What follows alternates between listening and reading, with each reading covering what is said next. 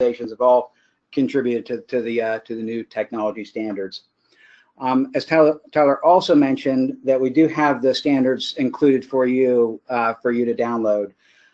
When I was preparing this a couple weeks ago, when most Google searches you do, actually the old standard still comes up. So this is really hot off the presses. So if you try to just Google search it, your first couple of tries, you may get the old one. You notice that the old one, that this is kind of long time in making. The last one that was done was in 2005. And if you could think back to 2005, there has been some significant changes in technology, how we interact with technology, and how important that's become for each of our work here in the social work profession. So one of the things you'll notice is that the old standards for technology was 21 pages, so a rather brief document. And the newest version is actually 60 pages. So we've added quite a bit of meat to that. And as you browse through that, you'll see that there's scenarios and interpretation along the way. So it will list the standards, and it will also list maybe an application around kind of how that works. So it is pretty nicely laid out. And as Tyler said, it's in 4 sections here. So the standards for technology starts with a quote I think is applicable as we look at the importance of technology and how that's come for our work.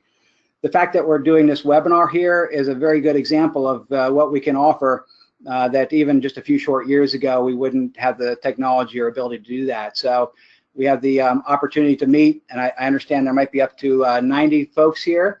And we're all sitting in our own designated work areas or home settings and able to share together this information. So it really has allowed us to expand our reach, to expand our ability, and make it more efficient what we can do with our work every day. So the opening quote in the technology standards is this. It says, technology has transformed the nature of social work practice and greatly expanded social workers' ability to assist people in need. And technology has come with a lot of new tools that we have to reach our clients and reach our client populations, inform people about our practice, inform people about what the needs are out there, and be able to expand our reach here. So one of the things I'd like you to think about now, would you put yourself in the box of a native to technology, or would you consider yourself an immigrant to technology? So our social work natives would be folks that grew up in the internet age and the age of technology, and that had these tools available to them from a very early age. For some of us who are a little more aged in the room here, we consider ourselves social work immigrants or technology immigrants. That this didn't come naturally to us. This kind of came upon us as we were in different stages of maybe our adulthood or later adolescence. And so we've kind of been forced to kind of learn as we go here, as opposed to being able to pick up from it naturally. I think as we kind of look at yourself in those two groups, I think there are some benefits and maybe some points of learning in both those groups. So if you grew up with technology, it may feel very comfortable to you, but you may have a blind spot as to some of the dangers or some of the things that might come up with that. And again, kind of if you're new to technology, kind of coming into it, again, it may seem intimidating, and you might not fully utilize all the tools. So I'd like to take a little step back in time here and go back to the year of 1995 here. So I have a short little video clip from a Today Show. So if you're like me, I like to watch the Today Show in the morning, and actually I kind of remember this episode here. So we're going to actually switch now to a short video that we watched. Whoops. There we go. All right. See, Tyler's my technology expert here. So if you could watch the video. 56 pence, I wasn't prepared to translate that because I was doing that little tease. Oh, that's that little mark with the A and then the ring around it. At. See, that's what I said. Mm-hmm. Kay said she thought it was about. Yeah. Oh. But I'd never heard it. Around. I'd never heard it said. I'd always seen the mark, but never heard it said. And then it sounded stupid when I said it. Violence at NBC. I heard it around. Big fight up in the lunchroom. See, there it is. Violence at NBC. GE.com. I mean, well, Allison should know. What is internet anyway? Internet is that massive computer network. The one that's becoming really big now. What do you mean? That's big. Wait, how does one? What do you write to it like mail? No, a lot of people use it and communicate. I guess they can communicate with NBC writers and producers. Allison, can you explain what internet is? No, she can't say anything in 10 seconds or less. Oh, Allison will be in the studio shortly. What does it mean? It's a giant computer network made up of started from. Oh, I thought you were going to tell us what this was. It's like a computer billboard. It's not it's a computer billboard, but it's Right. nationwide. And it's several universities and everything all joined together. Right. And others can access it. Right. And it's getting bigger and bigger all the time. It came in really handy during the quake. A lot of people, that's how they were communicating out to tell family and loved ones they were okay because all the phone lines were down. I was telling Katie, and I But you don't need that. You don't need a phone line to operate internet. No.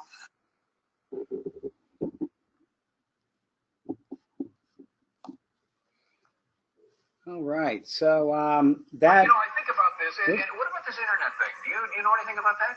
Sure. that's also a funny clip, if you get a chance to watch that. Oops. Tyler's going to help me get back to the right page there. There we go. Thank you, Tyler.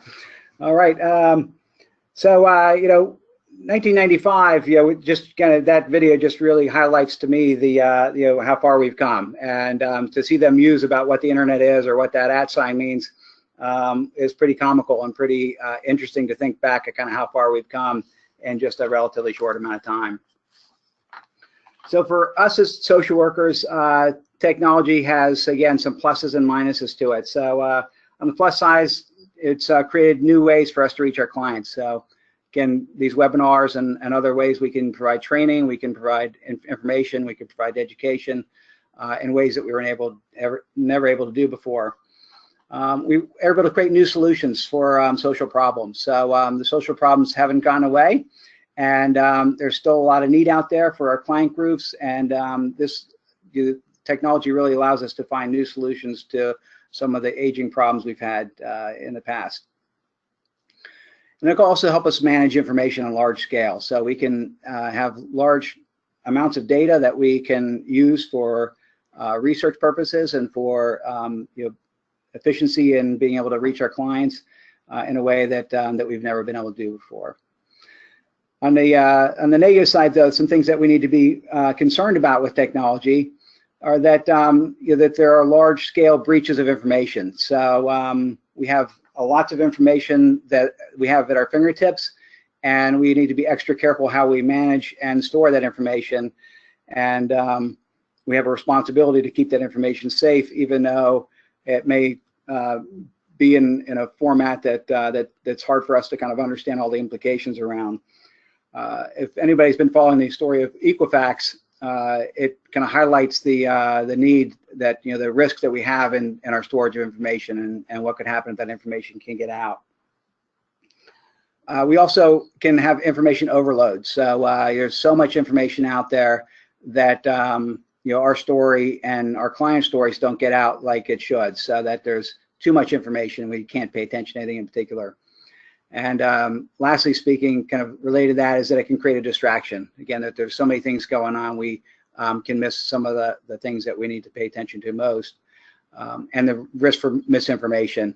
Again, we've seen over the past year or so how misinformation has caused large issues with people being able to rely on information that they get, and how to use that to move forward in a productive way. Saying I heard once was to err is human, to really screw things up takes a computer.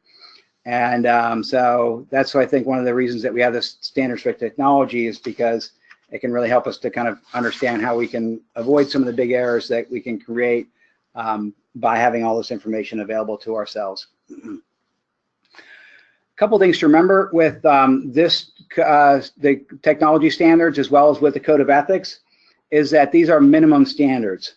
So it's important to recognize that these aren't necessarily best practices. They're actually kind of minimum standards. And so you want to make sure that you're at least doing what's required here, but it doesn't keep you from going further, and there are further steps that you can take. So so it's important to remember that. The second thing to remember is that these are general guidelines, so it doesn't cover every scenario and every situation that might come up. but it does give us some guidelines as far as what to do, what to look out for, and how to manage our work in the area of technology and social work practice. Lastly, and the part that it took me a little time to kind of understand as we were first rolling this out, is kind of how that works with in conjunction with the Code of Ethics. So in reality, if any of these areas are breached, it really becomes a breach of the Code of Ethics, and usually in another area. So like in the area of confidentiality, informed consent, boundary violations, etc. So these guidelines are not directly, are kind of indirectly associated with the Code of Ethics. So the Code of Ethics will still be our gold standard as far as what we hold ourselves to, but the the technology standards helps inform the practice of the Code of Ethics. Also, to put in a plug around the Code of Ethics, that this technology standards came out this summer, and we are actually getting ready to roll out the new Code of Ethics as well. So I think there's a training even as early as today for people in the Ethics Committee to get a sneak peek at that. So it's as hot as the unveiling of the new iPhone. We have our new ethics standards that we're also going to be unveiling here over the next couple months, and those should be out for distribution by Christmas time or early January. So we're looking forward to that. There's a number of different standard changes, again, mostly in the area of technology, and some updated language as far as some of the other areas as well. The other thing I want to say about this is that technology isn't inherently more risky or more ethical or less ethical than other social work forms of practice. So it's a new tool, and we just need to make sure that we know how to manage the tool in an effective way. So if we go to our standards, we really see the standards are broken up into 4 major areas. So those areas are, first of all, providing information to the public. So what's our responsibility, and what guidelines do we have around the dissemination of information to folks about what we do and about who our clients are and what their needs are. Second area is in the design and delivery of services. So that's actually one of the larger sections. The third section, which we need to pay particular attention to, because I think it's fraught with risk, is that's gathering, manage, storage, and access of information about our clients. And that's an area that tends to be right now where the most questions lie, and about where, in my mind, some of the most risks lie, because I think understanding where the information is going as we're keeping it on electronic formats is something that I think there's a learning curve for, and I think we have a lot of work to do in that area. And lastly is the education and supervision of social workers through technology platforms. We see more and more programs going online, and more trainings like this going online. And so what are the standards? What do we need to be aware of around both the delivery of social work education, of continuing education, and our work and supervision with our fellow social workers? All right, if we go to our first section, that actually is our shortest section, actually. So there's only 2 standards listed in this, so it's pretty straightforward. It's 1.01 and 1.02. And when providing information to the public, they shall take responsible steps to ensure the information is accurate, respectful, and consistent with the NASW Code of Ethics. And the second one is closely related to that when we represent ourselves or the information, that is represented accurately, and that we take reasonable steps to make sure it is truthful and honest and straight and forthcoming, and that we're only using trustworthy sources. So a few things about this is that this is kind of where a lot of the social media discussion comes into play, and a lot of kind of understanding our boundaries around how to represent social media and how to use that as an effective tool. We see a lot of news stories around what the fake news has become kind of the catchword this year, and so we need to make sure as social workers we're not promoting any fake or false or misleading stories, and that the things that we decide to post or repost are accurate and, to the best of our knowledge, truthful information. I also think the issue of kind of it comes up with social media is around inflammatory remarks that oftentimes we tend to post things that we might not say to each other in person, and the dialogue can quickly go downhill and can create some hard feelings amongst folks. I think kind of closely aligned with that is that social media, we're able to pick kind of who we listen to and who we don't listen to. And I think there's also a danger that we become myopic in our approach, that we tend to kind of unfriend or unclick folks that maybe disagree with us, and it becomes an echo chamber, and we just listen to the voices that support our positions or our particular viewpoints, and we don't get a chance to listen to opposing viewpoints as well. So I think it is important whenever we're discussing a lot of these topics that we bring a lot of different viewpoints and discussions at hand here, so we can better fully understand the topic. With the issue of trustworthy sources, one of the things that I look at is making sure that not only they are honest and from a reputable source, but they're updated. So oftentimes information changes, and so a lot of the things that you see sometimes can be outdated, or there could be newer things in that as well. That's I think the other thing associated with this standard as well is that we always have our social work hats on, and we promote ourselves as social workers. And so one of the things that that social media does is it tends to kind of blur the lines between our professional selves and our personal selves. And I think we need to be real aware of how we're presenting ourselves, both on our professional personas and as well as our personal personas. Robert Frost, one of my favorite poets, had a comment he would often say is, good fences make good neighbors. And one of the things that I say about social workers are that good boundaries make good social workers. And one of the things in social media tends to do is tend to sometimes erode those professional, personal boundaries that we have. And so we're challenged with how to kind of keep those two lives separate, and how to merge them when appropriate, and how to kind of represent ourselves when we're representing our personal views versus ourselves as professional social workers. And social media tends to kind of blur those lines, so we need to be extra clear about what our boundaries are around the use of social media and the clients, around kind of our personal views versus some of our professional obligations to speak on behalf of social workers, and that also to make sure we're doing it in a respectful way that could move us forward. So first standard is pretty straightforward. We will pause here to see if there's any questions or any thoughts on the topic of providing information to the public and social work technology. Tyler, any questions come in yet? Victor asked us if something you want to discuss is telehealth counseling, or if that's something that you're not going to get to in our presentation. Not sure if you have plans for that or not. Telehealth counseling is a big topic, and actually that will come in the delivery of services for clients. So that will come up in the next section. So yeah, telehealth is something that that we will have some discussion about. Cool. No other questions at this time. If you guys want to ask questions, again, you can ask those in the chat section in the control panel or in the questions section. So feel free to go ahead and type those in, and we'll take frequent pauses to try to get to those questions for you. All right. There's no questions on the providing information to the public. We'll move to design and delivery of services. So this is the next section. Again, it's one of the largest sections, and this is really at the heart of what we do as social workers. So this is about the direct practice kinds of things.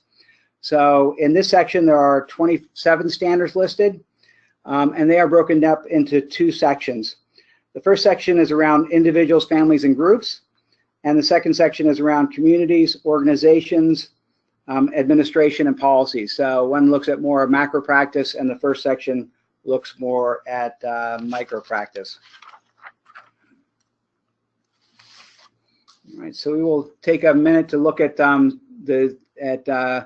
section part A of section 2, and that's around the delivery of services around individuals, families, and communities. So there are 14 standards here. So first one is around ethical use of technology to deliver social work services. And this gets to Victor's question around telehealth and teletherapy as far as how that works. I believe that NASW has recently has an agency that actually is able to provide some telehealth kind of support for social workers, and I believe that they give a discount. Can that be found on the website, Tyler, for that? Yeah, we have information if you guys want to be in touch with us about the organization's called We Counsel, and they do offer a HIPAA compliant platform to go ahead and do telehealth services. And as an NASW member, you actually do have a discount to those plans. So that's something we can give you more information about. Excellent. So closely related to that would be section 2.02, services requiring licensing and other forms of accreditation. So I didn't know exactly what Victor's question was around telehealth and around telecommunication around this, but one of the things to make you very aware of is what the legal implications are around doing telehealth. So one of the questions that comes up is where am I practicing? So I'm sitting here at the NASW office in Camp Hill, Pennsylvania, and my client may be in Cherry Hill, New Jersey. And so the question we might ask is, where is that service being delivered? Is it being delivered here in Pennsylvania? Is it being delivered in New Jersey, or somewhere in between?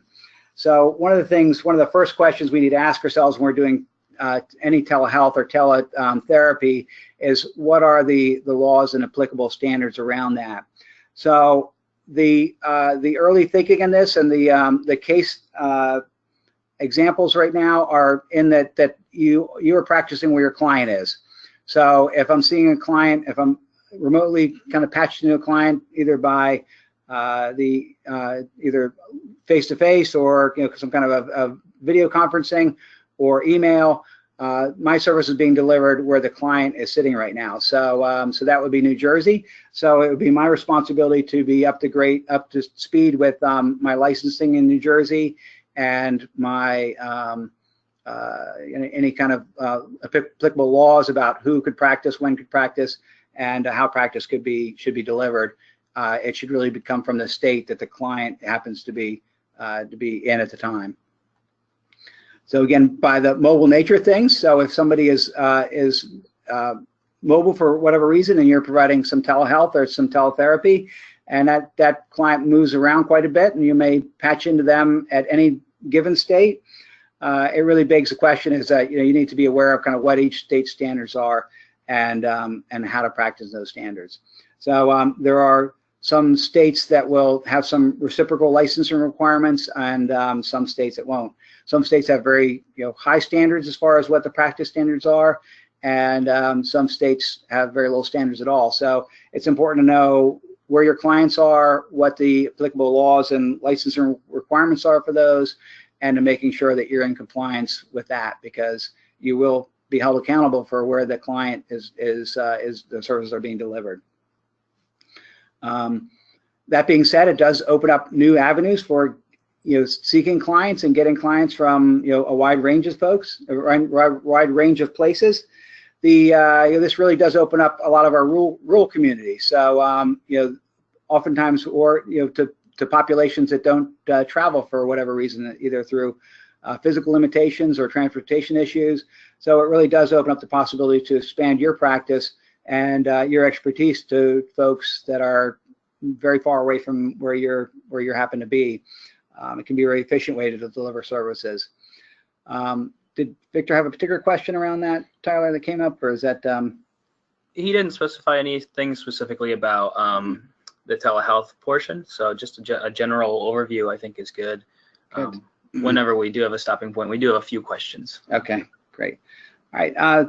First of all, let's being aware of what the laws and the governing provisions are for that area. So so that's important to kind of be aware of where those standards are and make sure they do that. The issue of informed consent. So informed consent is the foundation of kind of a starting off on our therapeutic relationship. So they need to understand what the pluses and minuses are of delivering services in a telehealth or a teletherapy format. So our informed consent need to include who has potential access to the information, what kind of standards, what kind of steps you're taking to protect this information, what are the limitations of the teletherapy, and when that might be a beneficial way to do things and when you would advise not to do that.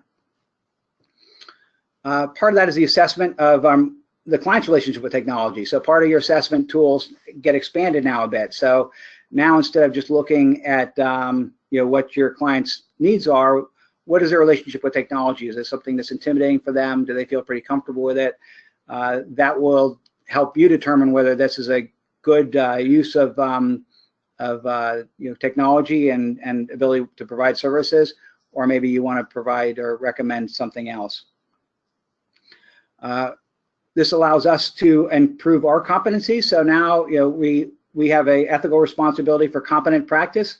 So now we have this technology. Part of our ethical responsibility is not only to know our trade, the ins and outs of the professional topic we're working on, but also how technology can be beneficial and how what some of the risks are in that as well. So we need to expand our knowledge base, and so part of our responsibility is understanding how and when to use technology and what are some of the pitfalls around it. As we talked about, confidentiality is a huge issue because it opens up for the possibility of inadvertent violations of confidentiality that we may not foresee. It expands the possibility of inadvertent breaches, and so we need to be aware of what those breaches are and how to protect ourselves against those. Things like electronic payment come up. So how do we get paid for the services, and how do we make sure that that's done in an ethical manner as well? We talked about boundaries a bit, but again, I think we need to look at technology as kind of redefining some of the boundaries we have, and so we need to look carefully at the boundaries that a lot of technology offers, and make sure we have clear definitions and clear boundaries around what we do and how we use technology. Do we have a social media policy? So if I was doing a polling question, that would be one question I'd ask. So if you would just ask yourself that, does your organization or does your practice have a social media policy, and is it up to date and is it being used? And so that's something that you might want to consider putting into practice as you need to. Using personal technology for work purposes. So again, we have all these devices, and some of them are either owned by you and shared, used for business purposes, and vice versa. And so we need to be real clear about what our boundaries are for personal use around technology that we also are using for work purposes, and what are the breaches in that. So sometimes going to a particular website may make you vulnerable to being hacked, and may open up client information that you would never have imagined that happening. Another thing to think about is unplanned interruptions of social work services.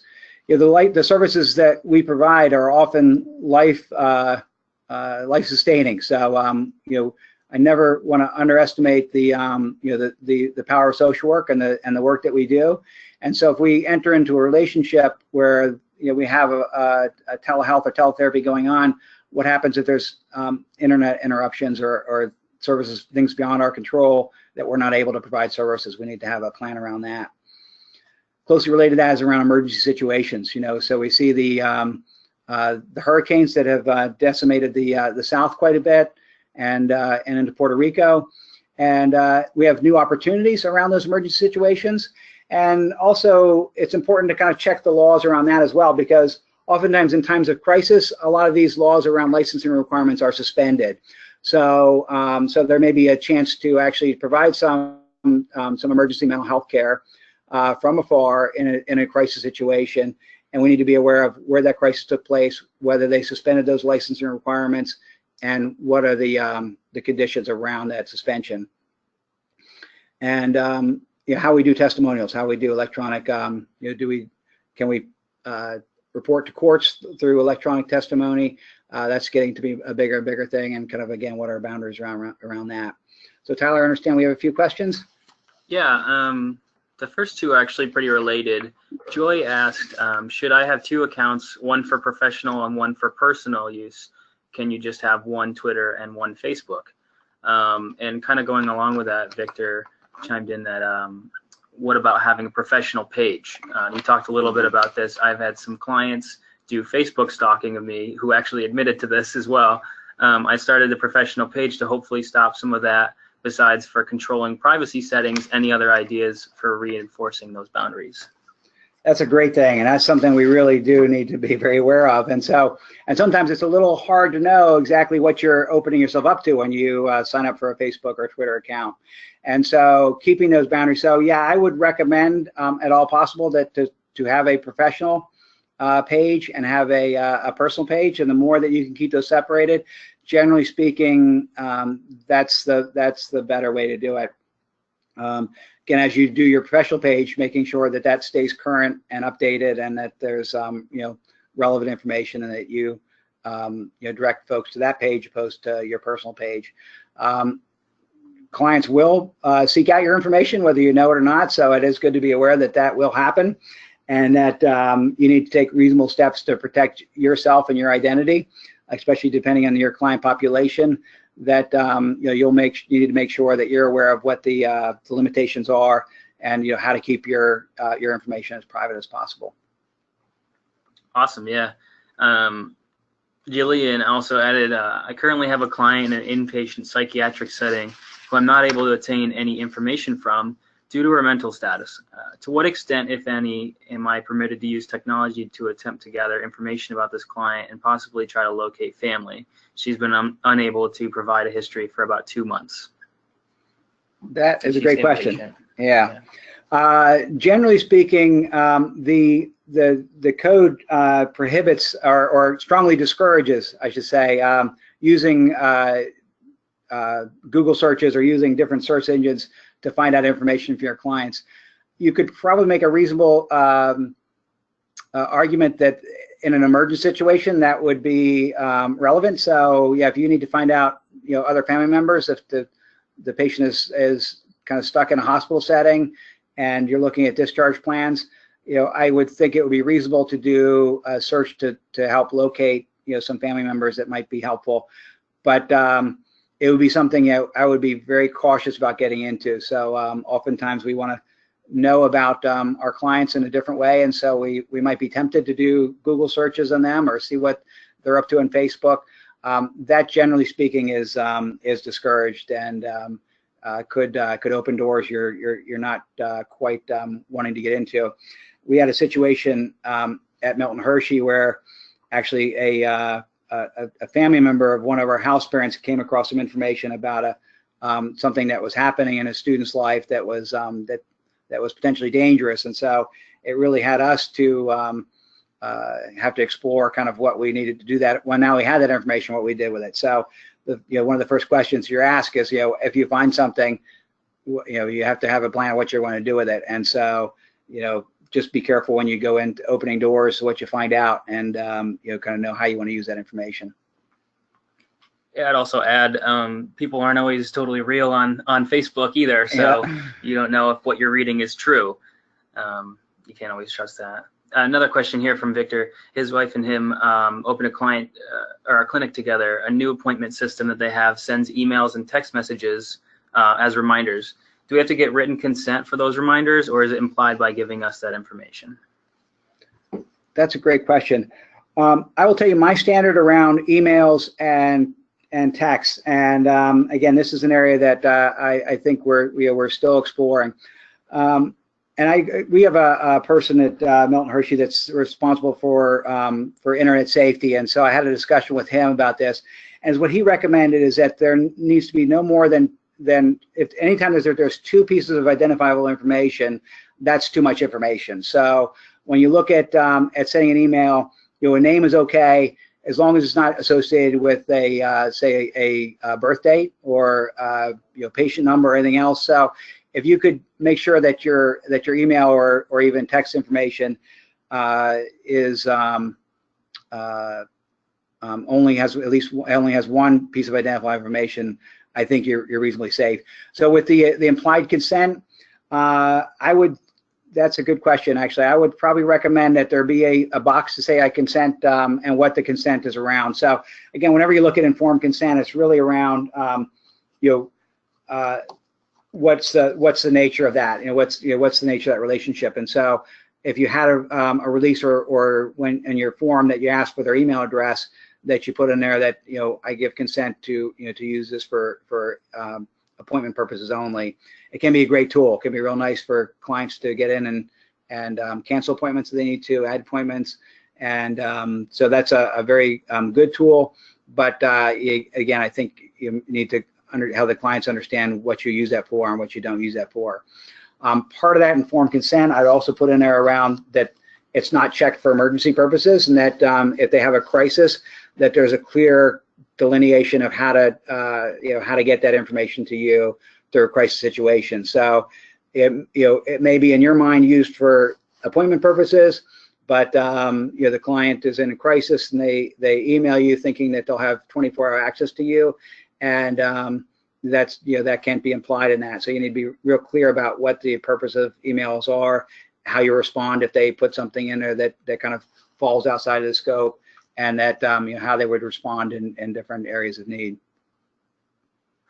Awesome, thanks, Chris. That's all the questions for right now. All right.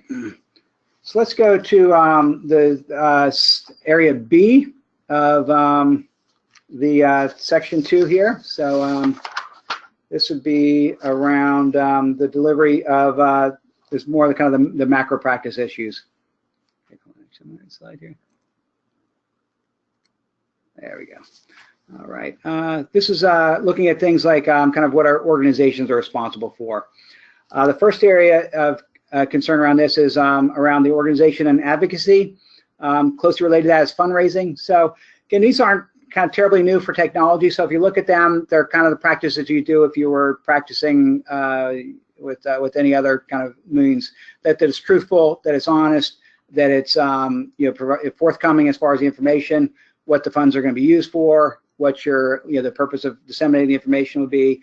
So the more open and honest we are about why we're communicating, what we're communicating, the better off we're going to be, and the more successful we'll be in our practice as well.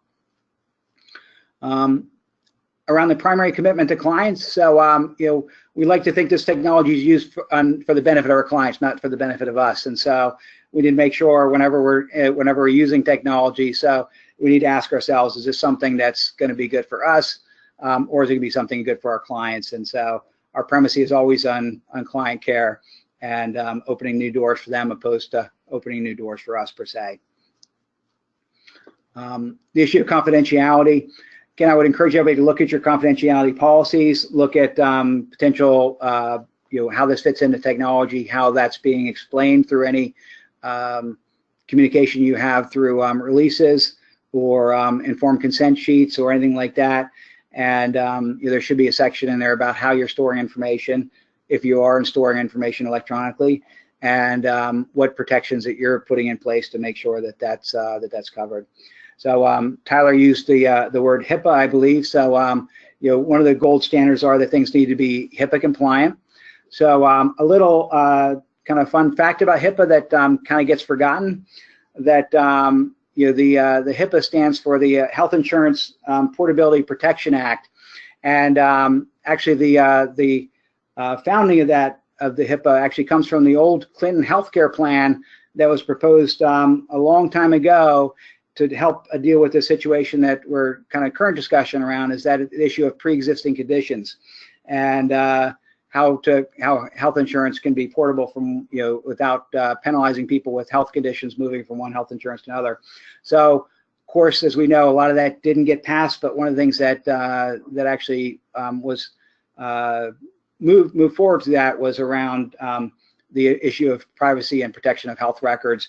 And it again, kind of when it was written, they had no idea all the changes in technology that we would be dealing with today. So even that's a little outdated at this point. But HIPAA is still our gold standard around issues of confidentiality and what our responsibilities are. So we need to make sure that things are HIPAA compliant. And there is a HIPAA standard around some of these technologies.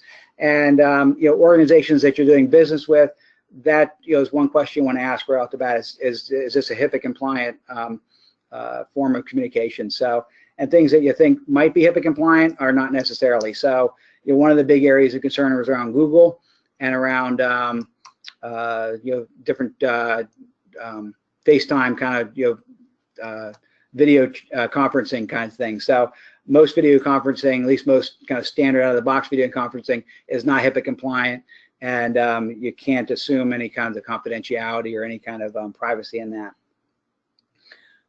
You'll see a kind of recurring theme around boundaries that's kind of falls through all these different areas, is that, again, boundaries are such a primary care issue for us as social workers. It really does hit every level of practice. The other thing wanted to say about boundaries is that it's one of those things that that in every area of practice we need to make sure we're aware of. Any unique needs that come up, so we also need to be aware that that there are some needs that may come up that we're not that we're not aware of. So we need to ask our clients, do you have any particular needs that we need to be aware of, and that as far as technology goes. A good example of this is I don't know if anybody's used Prezi before. Prezi is a kind of an alternative to PowerPoint. And I was giving a lecture at one point, and I was working with the IT person, and they said that they kind of discourage that because people with vision problems, it goes in and out. The way it kind of works is that it kind of goes from one slide to another, kind of zooms in and out. And they said it could make people feel dizzy in certain ways. So it's an area that I wouldn't have necessarily thought about that, but it's something to consider kind of your audience when you're using whatever electronic platform you're using. The issue of access to technology. So does our client base have access to the technology we want to use? Again, we talked about the use for for folks that are not mobile, how good the tool list may be.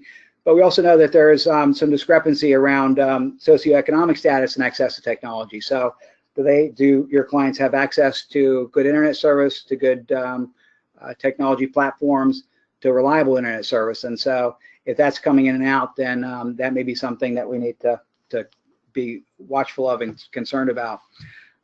We actually noticed with our clientele that actually the email addresses is much more stable than telephone numbers. So telephone numbers tend to come and go. They tend to either kind of use pay-as-you-go phones or they change their number frequently. But their email address tends to stay pretty solid. And so we found that to be a good tool for being able to keep in hold of some of our family members or some of our kids, because the email tends to be a little more stable sometimes than telephone numbers. Our needs assessments and evaluations change a little bit as our technology changes. So again, we need to take some more things into consideration. One of the things that we need to ask ourselves is what we don't know. So the client is sitting right here before us. We need to be aware of what else might be going on that we may not know if they're here, but also we have less information. So we have more blinders on by offering technology in this way, by offering services this way. So we need to be aware of also what we don't know and making sure we account for that as much as possible. We need to be knowledgeable about and competent in our area of practice. We need to be in control of our message. This is an important one. Twitter is kind of taught in a number of different, very difficult examples for folks, is that people can lose control of the message very quickly. And there's been a number of cases where people put something out there where they thought would be positive, and it was taken much more of a different way. And by that point, social media kind of took it in its own way, and you can't put the genie back in the bottle there. With online research, gives us new tools to access information. But again, our responsibility is to make sure that information is good. So just because there's a lot of information out there, a lot of it may not be accurate, may not be updated. So we have a responsibility to make sure that as we're doing research that we're double checking our sources there as well. And again, having a good social media policy for your organization. Again, if I was doing a polling question, I would ask here, does your organization have a social media policy? And if you don't, I would encourage you to adopt one, to look at that is in your area of practice right away. So with that, any new questions come in, Tyler? Yeah, just one quick question from Don. What is your response to a staff that accept a friend request from a client from many years ago? Is there a time restriction, or is it never permitted? Well, one of the things that you'll notice about the Code of Ethics and about the standards for technology, there are very few nevers or absolutely do nots in there. So most of these standards do come with a little bit of wiggle room. So and they tell you to avoid that. So again, if you look at, say, the Code of Ethics, this would fall under, potential dual relationships. And so if you go back to that section of the Code of Ethics, you'll notice that it doesn't say that you can't have dual relationships. It says that you should try to avoid them. And if you can't avoid them, you need to manage them. And it's on the social worker to make sure that it's done in a way that's productive and healthy for the client. And so I would say that there's no magic years that need to pass before it's okay to friend a client.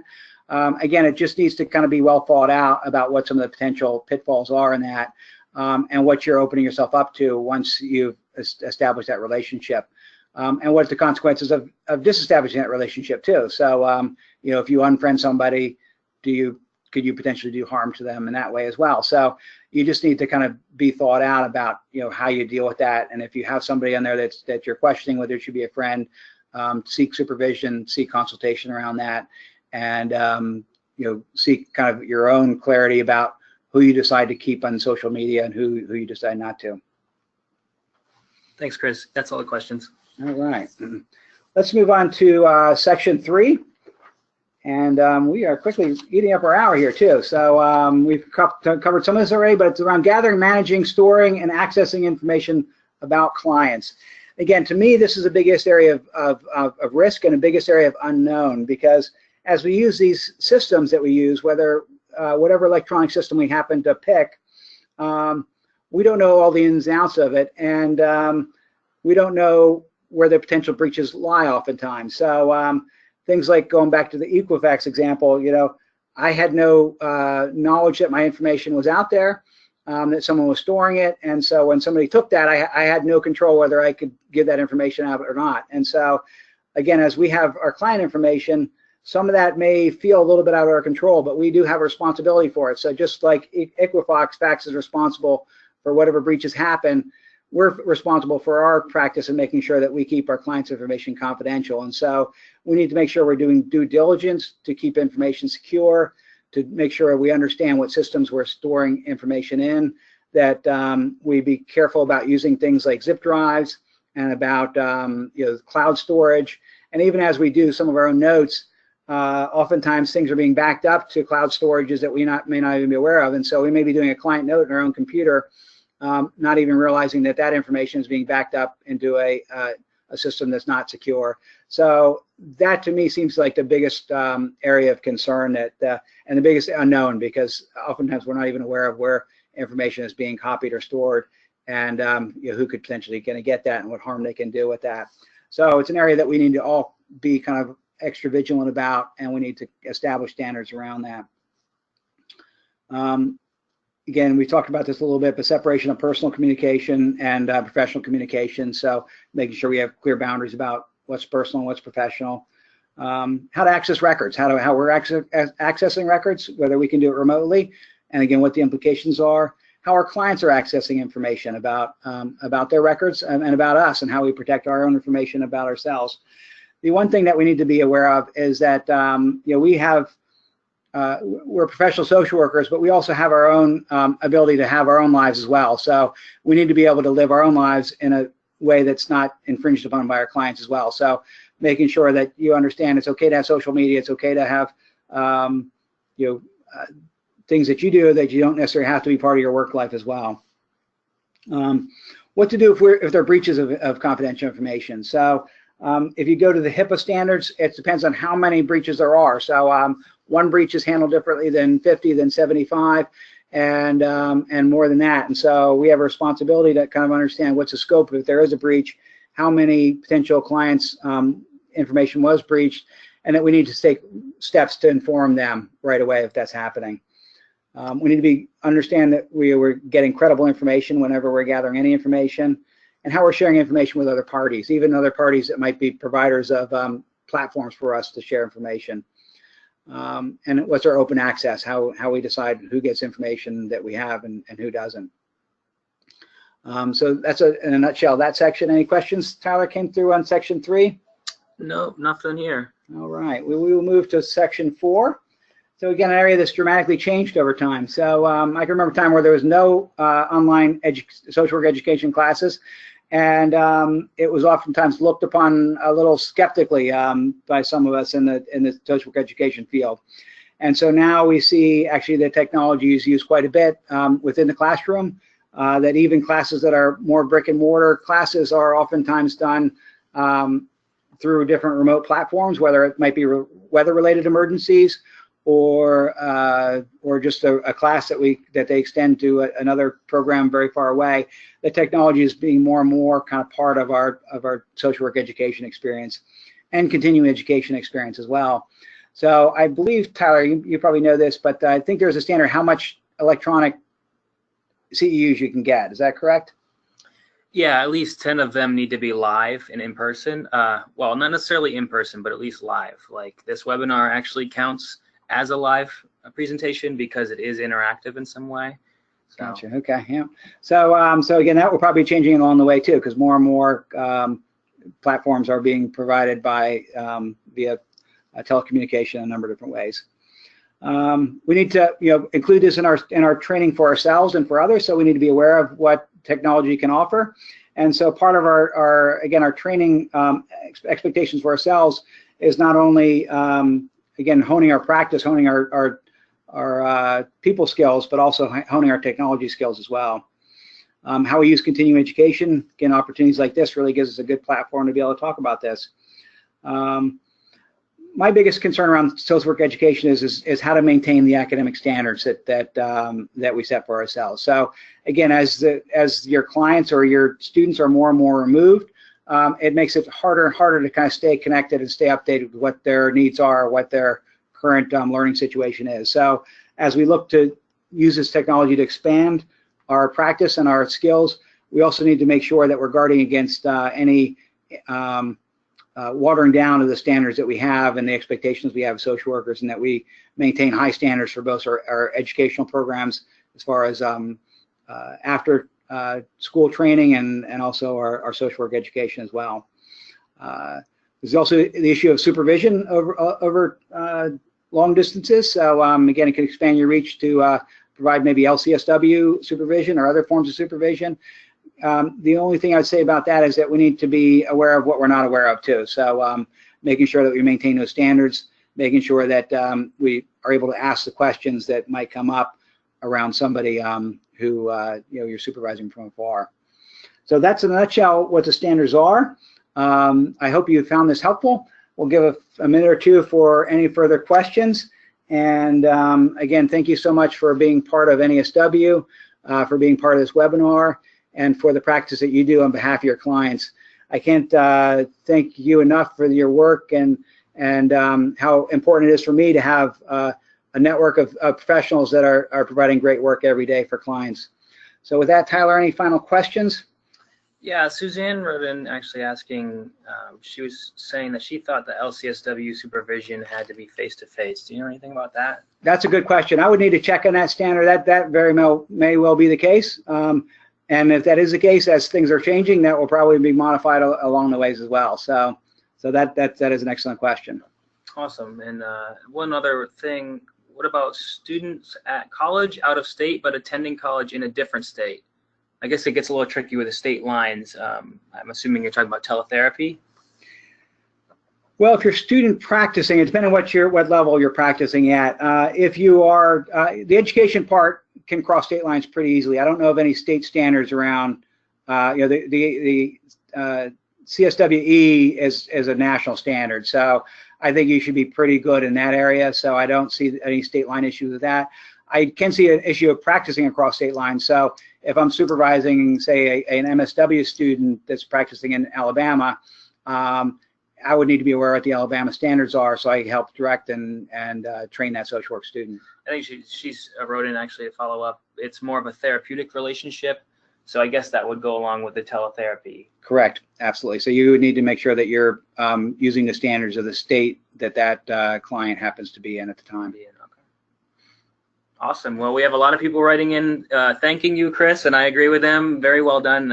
We appreciate the education. I know this is a topic that's going to continue to expand, and we will all be watching out for changes in the future.